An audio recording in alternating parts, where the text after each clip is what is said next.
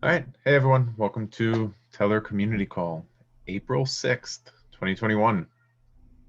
Shocking. It's already April. Um, but yeah, not a whole lot for this call, so it should be relatively quick. Um, I'd say the big things, the migration stuff, that's going really well. So if you guys have been following, there were about 17 1.7 million, I guess that would be right, tokens over on the old token. And I think over 1.5 of those have migrated now. So that's the vast majority have migrated. Um, I And believe, the most recent big chunk was Huobi. yeah, And for those of you who have stuff on Huobi, they are now open for regular business. Withdrawals and deposits are open on Huobi as of a few days. yeah. I don't think there's many more big exchanges that haven't migrated over.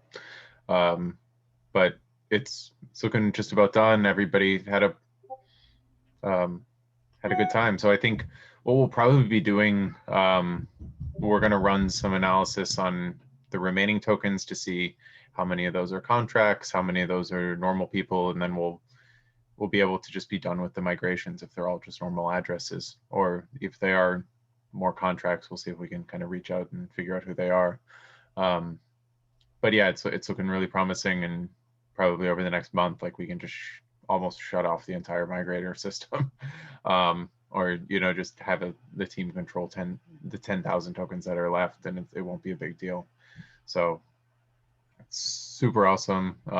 Glad it's sort of gone well. If you guys are having any issues, definitely reach out and continue to do so.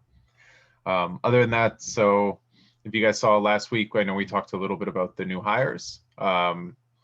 And those job postings are live, with a new jobs at tellor.io email. And we've begun kind of talking to new candidates, which is always super exciting. Hopefully over the next few weeks, we'll probably be posting them on some other job websites and different places. If you have other ideas, definitely reach out if you have candidates. We were throwing around the idea of like what a bounty or like a finder's fee for if you find us someone, we'll throw you some TRV. We're still trying to formalize that, but if you help us find a good candidate, we'll definitely help you out too. So um, yeah, so that's super exciting to kind of be growing the team. And then yeah, last but not least, kind of what the devs have been up to. We're really just buttoning up a lot of the repos. So Tellor 3, if you guys knew, we have one more upgrade to go before Tellor 3 is, how do you say, done. So since we had uh, the contract freeze, then we sort of changed a whole bunch of things, but we still have to decentralize the system.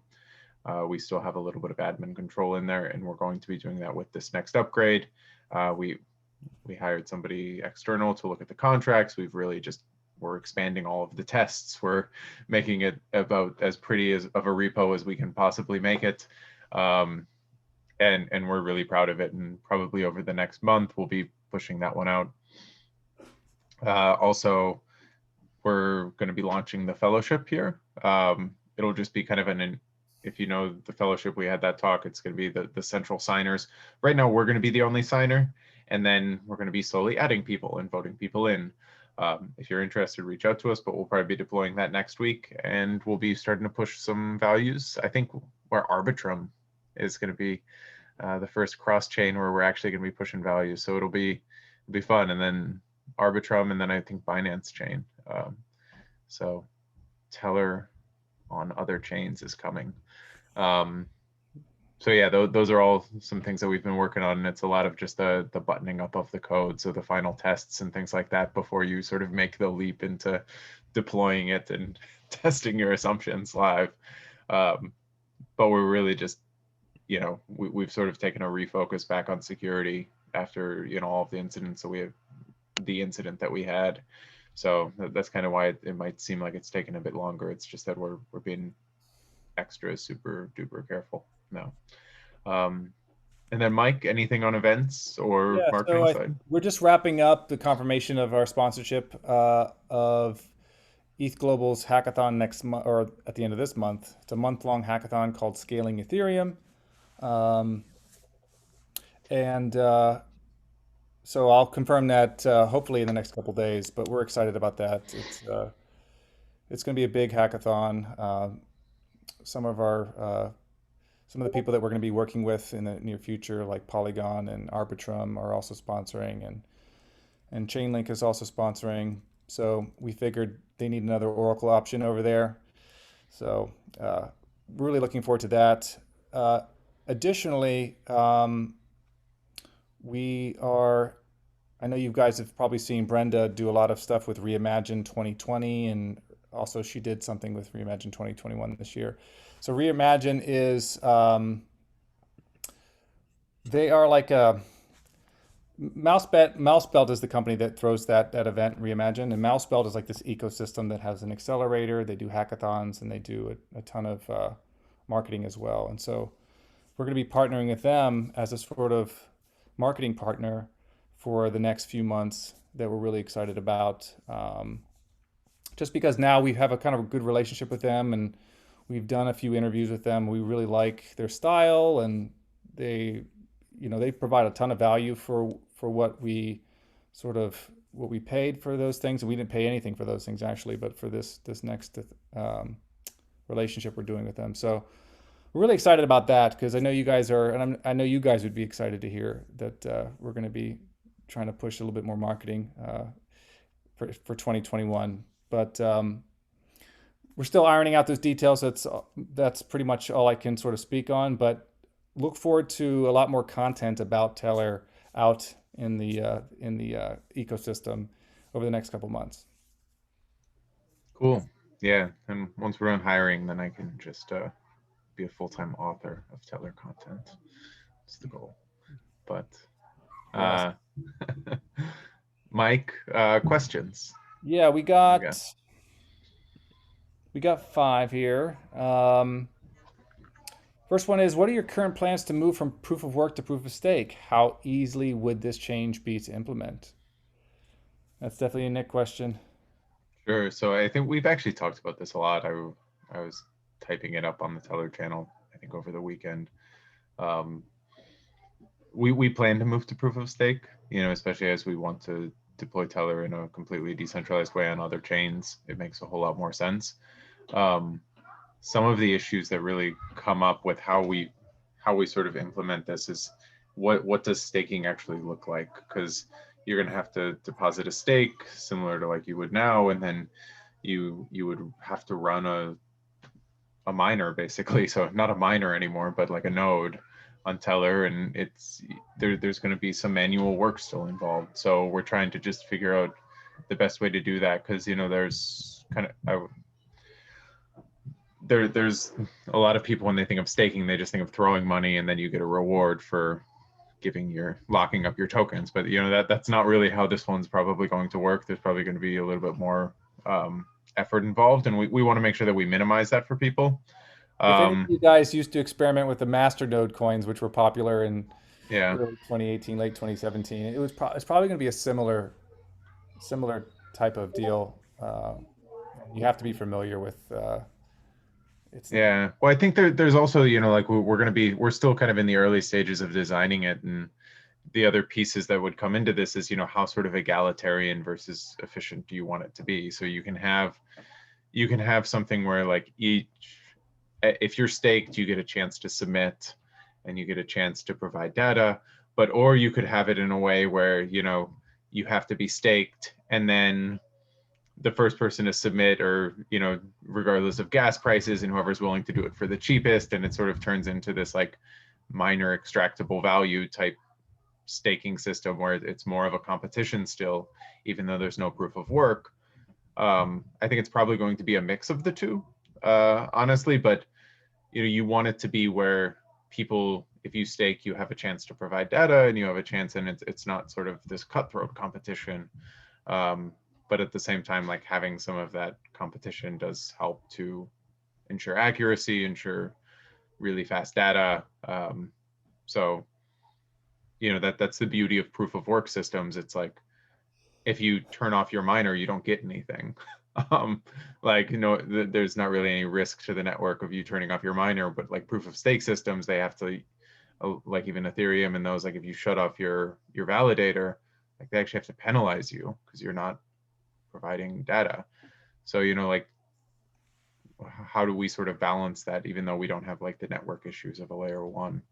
Um, and it's not necessarily that we don't have any of the technical problems solved. It's just that it's you're picking trade-offs. So like we're definitely going to do it. It's just trying to decide the right variables in the system. Cool. Is there a plan for more marketing about Tellor so that people know more about it? It's also important. One, are there business are there businesses showing interest to use Tellor? Can we see a roadmap coming? Are there other big things coming for Tellor in Q2? Hey, this is like a four-in-one question here. Um, Thanks a lot, team. Really like this AMA looking like a real honest team. So thank you for ending it like that. So I think I touched on our marketing efforts. I think we are going to ramp that up in partnership with um, another company called Mousebelt. So we're going to test that to see how that goes, and we're very excited about that because it sort of expands the capability of what we can do internally. Um, uh, any And big things coming in Q2?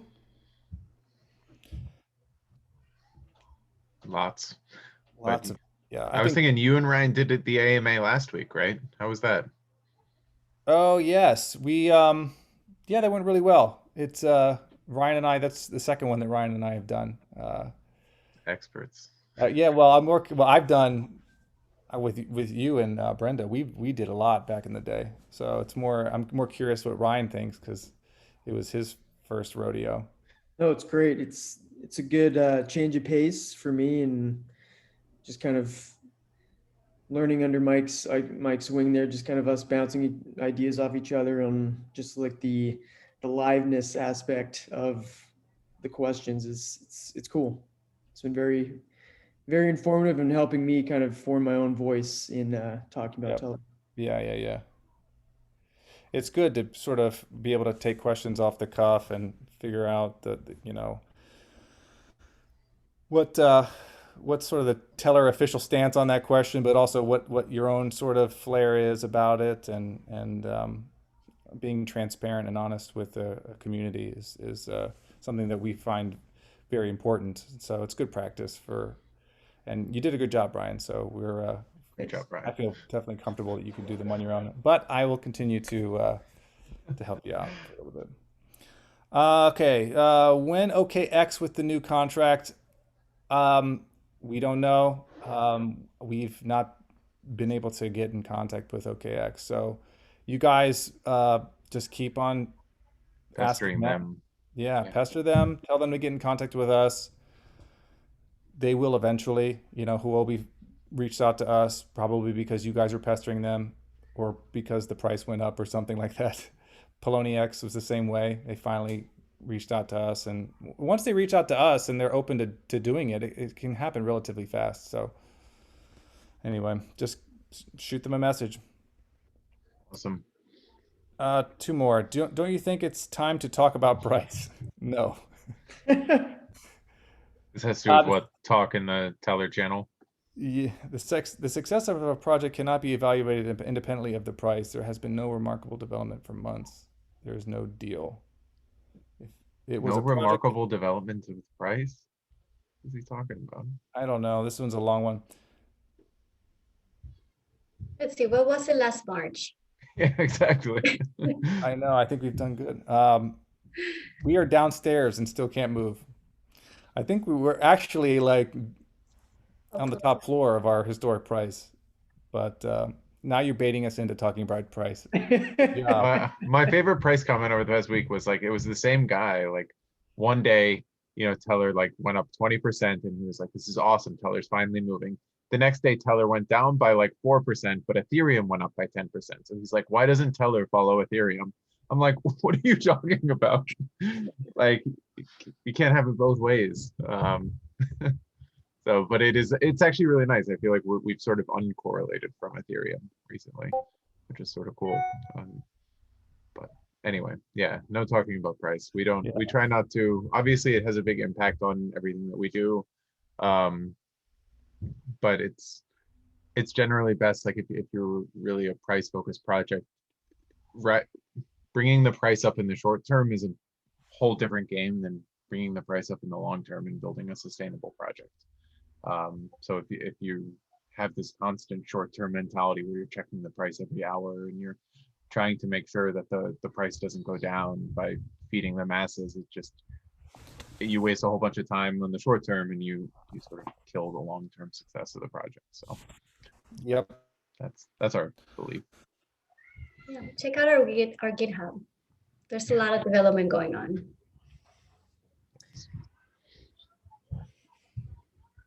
Mike, did you freeze? Yes. Tellor is a long-term company, and so make your decisions accordingly. Did I? What? You're frozen. All right, I think you're coming back. What's the question? The last one is, I hold TRB long time. How can I use TRB to make money? You keep on holding. Sure. You can start mining. We actually, and it might be a good time to plug. We have the what token holders can do article. So if Yes. you look in our Medium, there's a whole bunch of things as far as helping out in the chats, helping out with kind of just keeping an eye out for projects that might want to use us, interacting with our social media platforms. There's a lot you can do as a holder, even if you don't want to be, say, a developer or a miner. So Yep. And in the meantime, build up your position and wait for proof of stake or whatever it is we do at the end of the year. And there might be more opportunities. So stay tuned. cool. And that's it. Yeah, thanks everyone for joining. We will talk to you guys next week. See you.